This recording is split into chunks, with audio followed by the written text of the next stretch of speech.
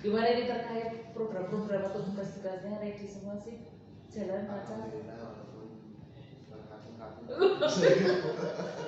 Walaupun terkadang ya tugasnya semakin kesini semakin banyak kayak gitu. Intinya ready semuanya, kemudian bisa memanajemen waktu yang baik. Dan insya Allah semuanya lancar, sukses, lulus semuanya lah. Dan ini kamu mohon maaf Ibu, hari ini mengganggu waktunya Ibu dan melakukan wawancara terkait dengan tugas yang ada di program pembelajaran demonstrasi kontekstual dan kebetulan karena agar tidak bolak-balik ini yang mau wawancara itu kan kebetulan ada dua. Iya betul. Nanti kita kolaborasi pertanyaannya semua, nanti kita bergantian menanyakannya. Oke siap. Ibu nanti yang akan menanyakan pertama dari Yustiana. Kemudian nanti dan harus saya mengalir seperti itu. Oke siap. Dan mohon maaf ini bukan bermaksud kami mengatas Ibu, tapi ini kita sambil belajar. Amin, barokah selalu ya pokoknya lah ya.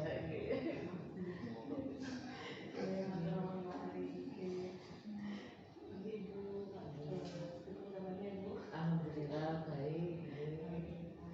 Dan saya Ibu ini saya sedikit bertanya terkait dilema IPK dan diskriminasi di sini.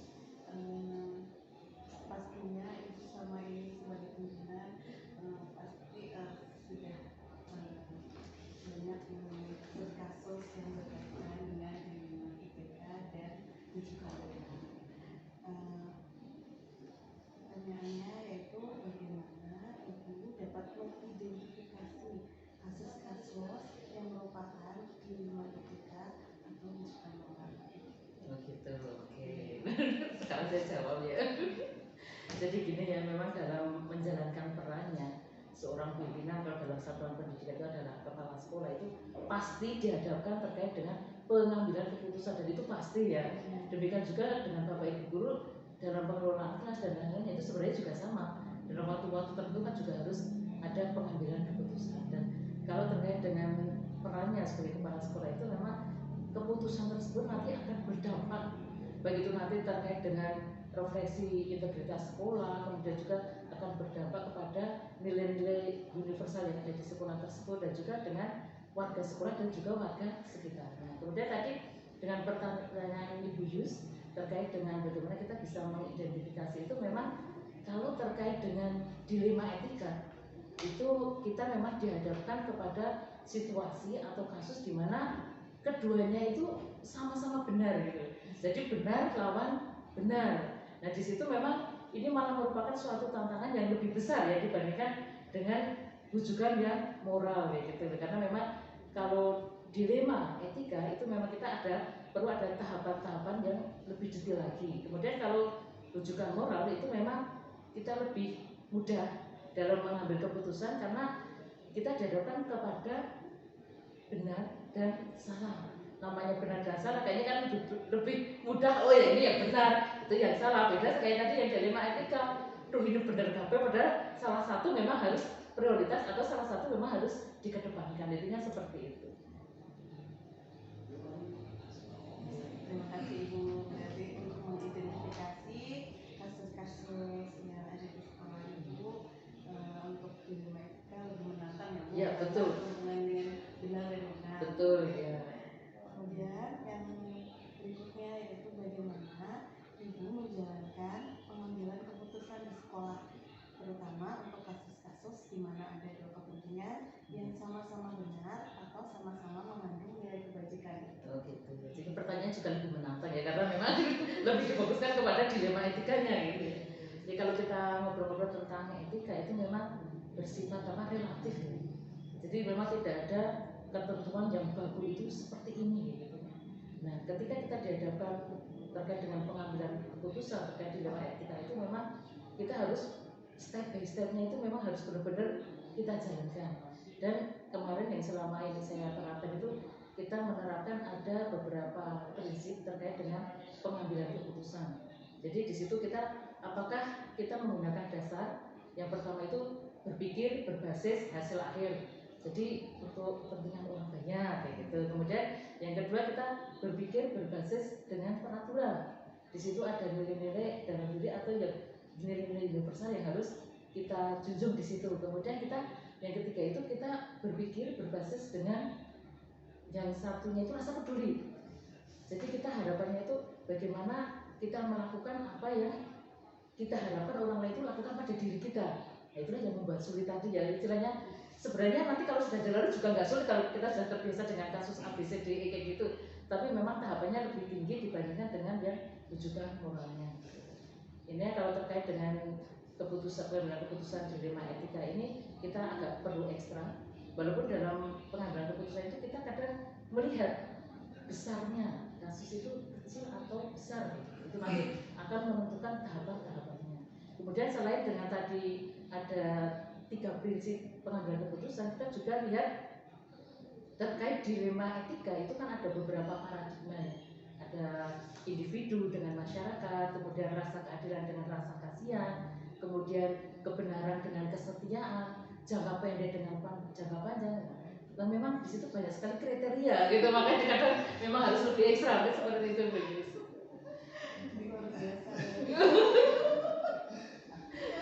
Ini cara-cara pengganti saya ini ya. Ini yang selanjutnya itu terkait dengan pengambilan keputusan itu dari apa yang sudah disampaikan oleh Ibu itu prosedur seperti apa yang paling sering atau biasa Ibu lakukan selama ini terkait dengan pengambilan keputusan? Kalau terkait dengan pengambilan keputusan, kemarin kan saya sebenarnya juga pernah diklat CEO, kemudian bagaimana saya juga sudah mendapatkan itu sertifikat dari BNSP terkait dengan manajemen sumber daya. Dari situ saya juga sudah diajari juga 9 langkah ya. Ada 9 langkah step by step-nya terkait bagaimana kita menghadapi suatu kasus kemudian mengambil keputusan. Yang pertama itu kita harus mengenal nilai-nilai yang bertentangan. Apakah itu nanti berhubungan dengan sopan santun ataukah norma sosial. Kemudian setelah itu kita lihat siapa sih yang terlibat, pihak-pihak mana yang terlibat dengan kasus tersebut. Kemudian tahap selanjutnya kita melihat fakta-fakta yang relevan. Kita cari data sebanyak-banyaknya karena harapannya ke depannya itu keputusannya itu memang benar-benar bisa memberikan keberkahan bagi semuanya. Itu yang kadang memang kita harus jaga ya. Dalam kata itu benar-benar kita jaga bisa memberikan keberkahan bagi semuanya. Jadi kalau ada kasus, ini informasinya dari siapa, kejadiannya gimana, latar belakang, akar permasalahannya apa, itu harus benar-benar kita step by step-nya harus kita ketahui dulu gitu. Setelah itu ada pengujian benar dan salah dulu, karena lebih mudah. Kalau benar dan salah itu bisa lebih mudah, kita bisa menggunakan uji legal, kemudian uji registrasi, kemudian yang lain-lainnya masih banyak sekali uji di situ loh. Kita lihat itu benar atau salah, apakah bertentangan dengan hukum ataukah tidak. Setelah itu tahap selanjutnya itu kita menggunakan paradigma benar dengan benar ataukah benar. Tadi yang atasnya itu kan benar salah. Kemudian yang ini kita mencoba menguji itu benar dengan benar dengan tadi menggunakan yang 4 paradigma tadi. Individu, masyarakat, rasa keadilan dengan rasa kasihan, kebenaran dengan kesetiaan, kemudian jangka pendek dan jangka panjangnya. Kemudian tahap selanjutnya kita ada prinsip resolusi. Kita menggunakan 3 prinsip. Jadi di depan juga sudah saya sampaikan terkait berpikir berbasis hasil akhir, kemudian juga peraturan dan rasa peduli, intinya seperti itu. Setelah itu nanti kita ada resolusi. Tadi resolusi sudah ya. Kemudian ada investigasi. Investigasi bagaimana trilema kalau nggak salah ya. Investigasi opsi trilema. Biasanya kalau kita menghadapi suatu kasus itu coba alternatifnya kalau nggak A ya B. Jadi cuma 2 ya. Nanti di situ kalau kita menggunakan investigasi opsi trilema itu kita akan mencoba ada muncul, kita harusnya ada bagaimana solusi ketiga, alternatif ketiga. Jadi ada kreativitas. Biasanya dalam keadaan mendesak, jadi dalam keadaan mendesak itu muncul suatu kreativitas yang ada dalam diri kita. Kemudian setelah itu, kemudian kita benar-benar mengambil keputusan dan kita harus berani. Kalau kita nggak berani nanti yang banyak menunggu kita itu banyak keputusannya itu mau yang A apa yang B, Bu. Jadi kita mengambil keputusan, setelah kita mengambil keputusan nanti kita lihat keputusan yang kita ambil itu bagus atau tidak sih untuk refleksi ke depannya. Barangkali suatu saat kita menghadapi kasus seperti itu. Nah, kita ulang lagi. Oh, berarti dulu saya pernah menghadapi kasus seperti ini. Oh, step by step seperti ini. Jadi waktunya jelas dalam pengambilan keputusan untuk kasus kedua itu akan lebih cepat dibandingkan dengan kasus pertama. Seperti itu.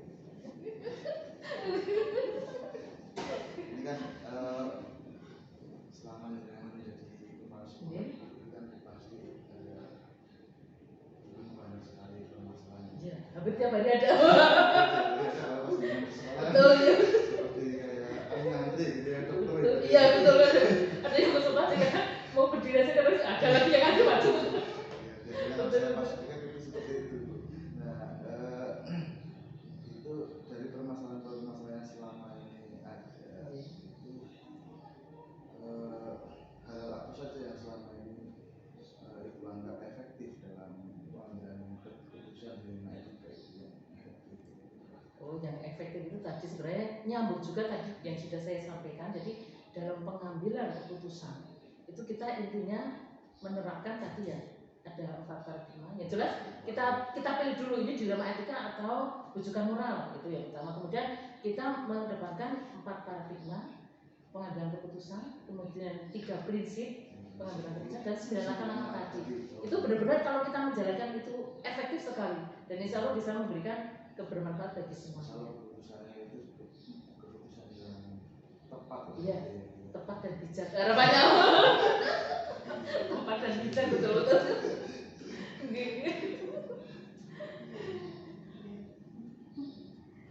Kemudian kiranya hal-hal apa saja Ibu yang selama ini merupakan tantangan dalam pengambilan keputusan pada kasus-kasus di luar ini? Oh ya, tantangannya memang di sini bagaimana kita benar-benar mengambil suatu keputusan karena tadi ya benar dan benar gitu loh. Jadi antara benar dan benar ini kita tetap harus memilih salah satunya. Mana sih yang mau diprioritaskan, kemudian mana sih yang akan diutamakan dulu gitu loh.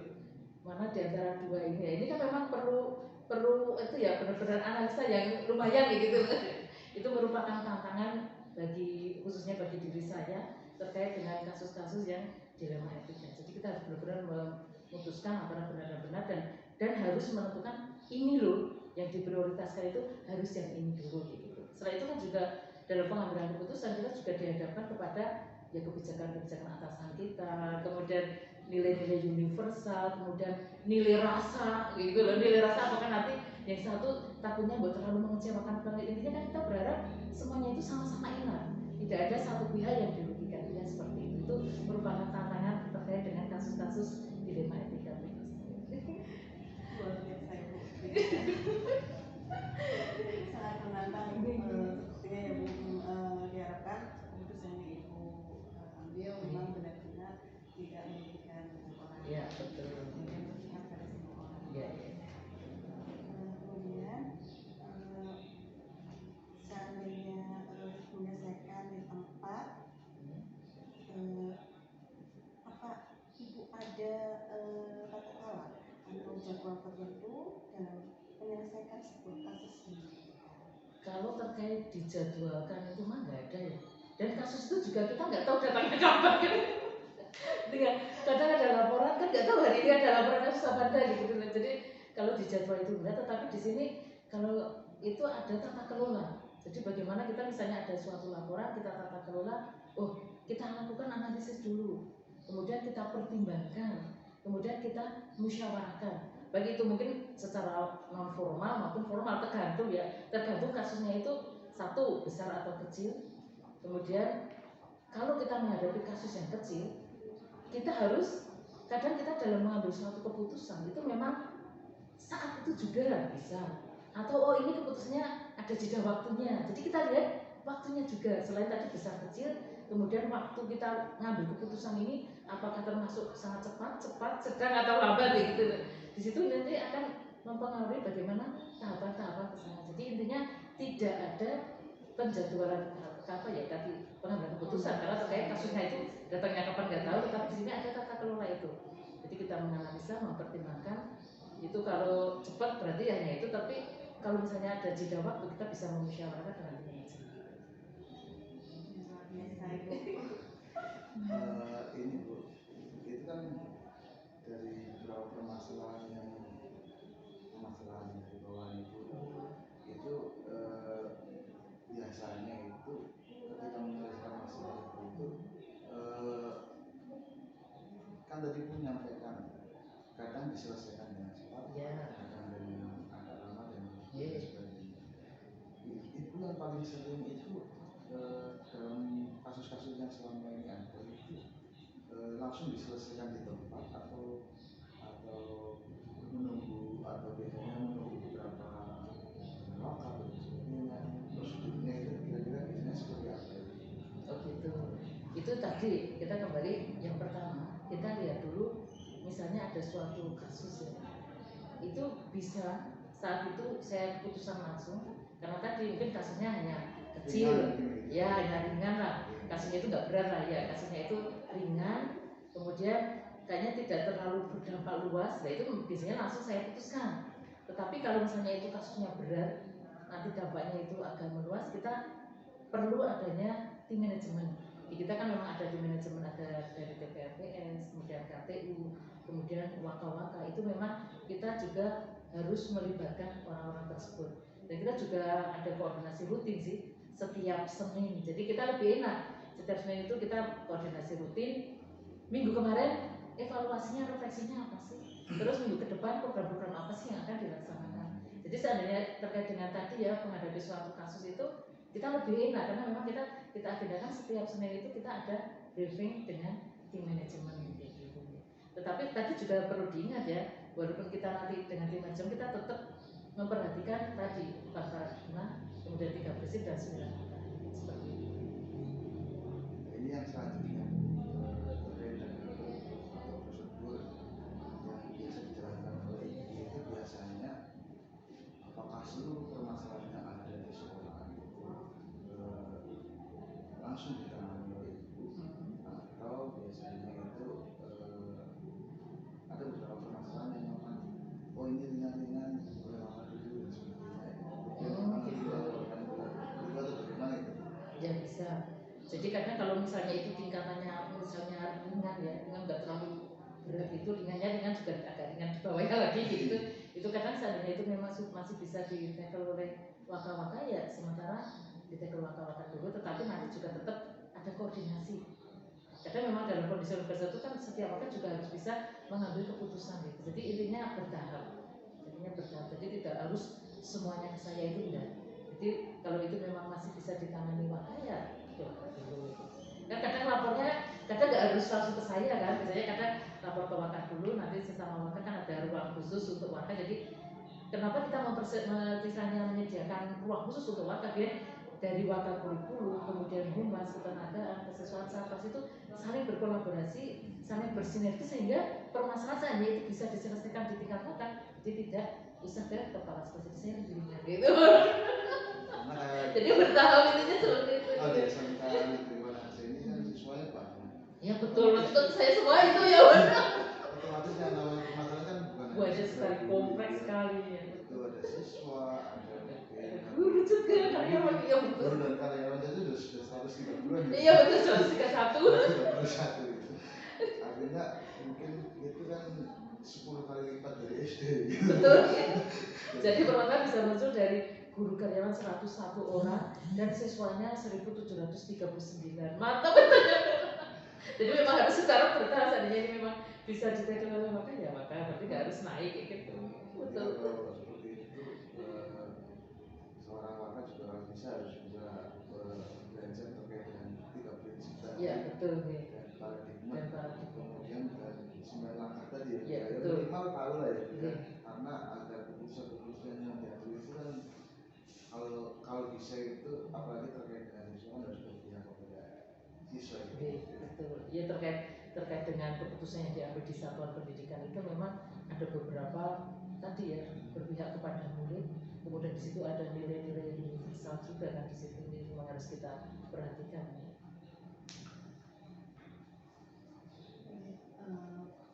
Pertanyaan Ibu terkait dengan instansi Ibu yang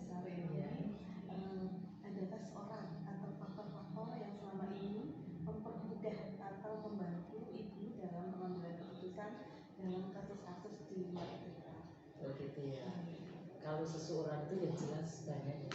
Kepala sekolah itu tidak bisa jalan, tidak bisa hebat kalau tidak punya tim yang hebat gitu. Dan ini juga biasanya kasusnya itu penanganannya bertahap. Kalau di tingkat jurusan itu kan memang kita ada kepala sekolah kecil, di situ ada kaprodi. Nah disitulah nanti kalau misalnya itu tingkatannya masih di bawah waka, itu nanti ditekel oleh kaprodi dulu. Kita ada 7 jurusan ya, jadi otomatis nanti permasalahannya akan lari ke masing-masing kaprodi. Sebelum kaprodi sebenarnya ada orang tua siswa, yaitu tadi di sekolah kan ada wali kelas. Nah itu tahapannya seperti itu. Jadi dari wali kelas, kemudian nanti wali kelas, aduh kok ini kayaknya kok untuk nanti kadang bisa berkolaborasi dengan BP. Nah itu belum itu lari ke kaprodi, kaprodi belum itu nanti ke waka baru ke kepala sekolah. Intinya benar-benar step by step. Dan orang-orang tersebut yang benar-benar membantu saya terkait dengan pengambilan keputusan yang ada di terutama di SMK Negeri 1 Wanarja ini. Itu benar-benar bisa ya misalnya bisa benar-benar membantu kan, nggak mungkin tadi disampaikan nggak mungkin semuanya langsung ke kepala sekolah ya. Jadi dari wali kelas dulu, dari wali kelas kemudian berkolaborasi dengan BP, kaprodi, kemudian waka, baru nanti memang kalau memang itu berat ya, berat itu tingkatannya atau kategorinya nanti baru ke kepala sekolah. Kepala sekolah biasanya nanti juga dengan tadi dengan tim manajemen kita ulas bareng bersama-sama. Karena kalau dengan banyak orang kan mungkin banyak pertimbangan, kayaknya seperti ini bagusnya kayak gitu. Jadi kita benar-benar kita juga sebagai kepala sekolah lebih ringan juga kalau itu memang kasusnya itu kasus berat kan, kalau kita bareng-bareng kan semuanya itu tidak ada yang berat akan terasa ringan gitu.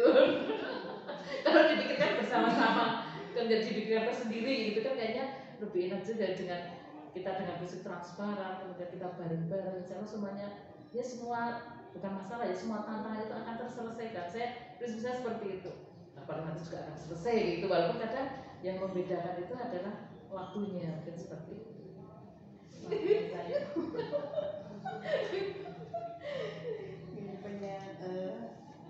Punya seorang yang atau beberapa guru atau wali kelas, guru BP, kemudian dia ada kaprodi, kemudian waka dan selain itu sebenarnya kita juga perlu ya ada perlu juga keterampilan apa ya, coaching gitu. Kita juga dalam pengambilan keputusan itu biar bertanggung jawab juga perlu adanya keterampilan coaching. Kemudian ada dalam pengambilan keputusan itu juga benar-benar ada kesadaran dari diri kita. Nanti kalau pas nggak sadar, kalau ngambil nanti mau nggak baru kan itu. Jadi benar-benar kita itu dalam pengambilan keputusan itu dalam suasana tenang, hatinya tenang, dalam suasana yang nyaman. Itu beda loh, misalnya ambil keputusan lagi emosi kok ngambil keputusan ya nggak jalan, nanti nggak barokah gitu. Intinya kita juga ternyata kesadaran diri kita harus benar-benar sadar posisi kita itu, oh kita memang lagi bagus, suasananya nyaman, tenang, insya Allah keputusannya juga akan bagus. Selain tadi seseorang itu, tapi faktor yang lainnya dalam coaching dan juga kesadaran.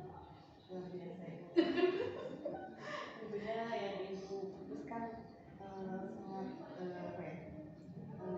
bagus lah ya, ya harapannya seperti itu. Karena memang prosedurnya, kemudian ketenangan hati, nanti kesadaran diri juga menjadi pertimbangan Ibu.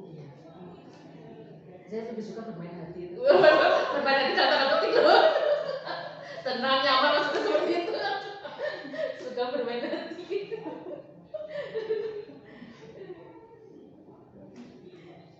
Kemudian dari semua hal yang Ibu sampaikan, kiranya pembelajaran apa yang dapat Ibu petik dari pengalaman Ibu mengambil keputusan di lima ini? Pembelajaran yang saya ambil itu karena kita kalau sebagai kepala sekolah itu memang yang dituakan di satuan pendidikan itu ya, walaupun banyak juga kalau secara realnya usianya yang tua itu masih banyak di atas kita itu banyak.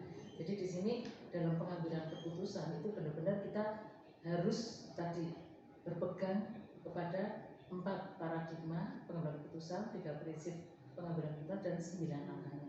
Di situ benar-benar harapannya itu kita bisa merefleksi, kita bisa benar-benar merefleksi dengan kita menghadapi berbagai macam kasus.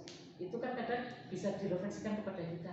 Oh kalau menghadapi kasus seperti ini, kayak gini, solusinya seperti ini. Kemudian ini supaya tidak terjadi kepada kita. Jadi banyak sekali hikmah sebenarnya dalam kita menghadapi suatu kasus itu, bagaimana kita mengambil suatu keputusan itu akan ada hikmah yang akan nanti bermanfaat bagi kita gitu.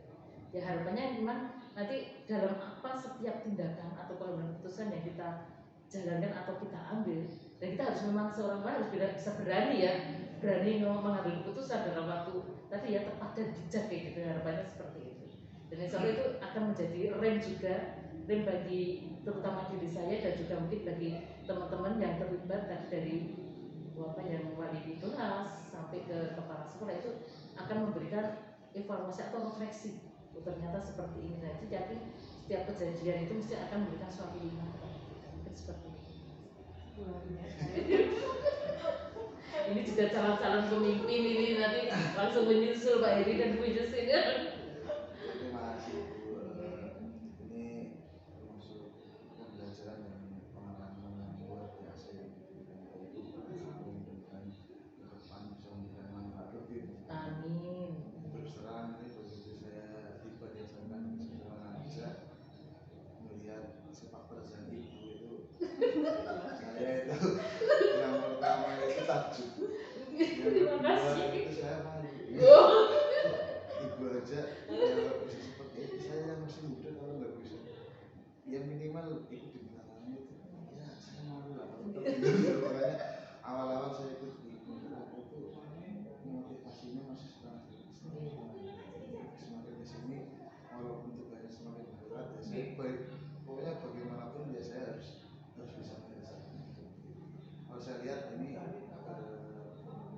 saya pelajari di yang part triloka itu ya terutama yang pertama itu ingat sosial dulu itu diberikan oleh ibu, ikut diklat ke sini, ikut diklat ke sini, seperti tidak ada nalahnya lah itu. Padahal ibu ini kalau dibahatkan saya itu kalau seperti musuh desa sebenarnya. Ada sebuah desa yang bahkan mungkin orangnya itu di desa ini cuma ada 5 RT kan tidak lebih dari 2.000. Iya, enggak ada ya, betul itu. Ini bahkan hampir 2.000. Iya. Orang Karakternya yang luar biasa macam-macam kayak gitu. Tapi di sini sudah luar biasa. Saya menilai Pak Heri, kemudian juga Bu Yustian, ini adalah orang-orang yang hebat. Makanya tadi saya menyampaikan, wah ini calon pemimpin-pemimpin yang akan menggantikan saya nanti ke depannya ya gitu. Sudah ditunjukkan lah pokoknya step by stepnya, ini cuma masih proses ke sana, dan insya Allah nanti sampai pada satu tujuan. Wah, jangan banget. saya ucapkan terima kasih sama-sama. Selama ini saya mengikuti program ini seperti dimudahkan oleh ibu. Kadang-kadang juga saya nggak enak pas PI itu saya masuk ke sini ibu belum ada. Karena biasanya kan pasti ada tamu terus masuk ke. Iya betul. Loh, kok Pak Heri di sini nggak ada ibu? Enak gitu. Kadang itu bersih, tapi ya kalau ditempatkan di tempat lain itu sudah menyuruh di sini. Iya. Jadi betul, karena kan ada tamu, jadi lebih baik kan ditempatkan. Tamu kan benar-benar harus dirajakan gitu. Betul, nggak apa-apa. Barangkali selama dari awal sampai akhir ini pada hari ini kekurangan kesalahan dan sebagainya. Intinya tidak ada kekurangan, is the best lah buat berdua. Sukses selalu, pokoknya tunggu lah. Kita sama-sama saling sehat dan sukses semua untuk Pak Edi dan juga Ibu Yusti. Oke, sama-sama. Cukup? Nggak ada ibu lagi.